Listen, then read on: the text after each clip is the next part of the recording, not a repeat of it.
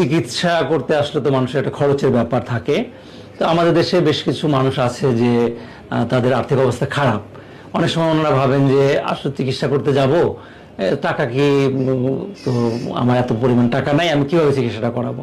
তো আমার মনে হয় কতগুলো জরুরি রোগের ব্যাপারে টাকার জন্য শুধুমাত্র আপনারা বসে থাকবেন না।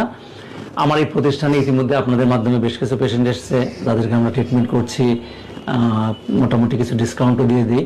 তো গরিব পেশেন্টের ক্ষেত্রে আমি চেষ্টা করব সর্বোচ্চ ডিসকাউন্ট দিয়ে পরীক্ষা করানোর জন্য, যাতে ওনার রোগটা চিকিৎসা করতে সুবিধা হয়। কিছু পেশেন্ট হয়তো এরকম থাকবে যে ঠিক অ্যাজ ইউজুয়াল ম্যাক্সিমাম যে ডিসকাউন্ট, তারপরেও উনি টাকাটা দিতে পারছেন না।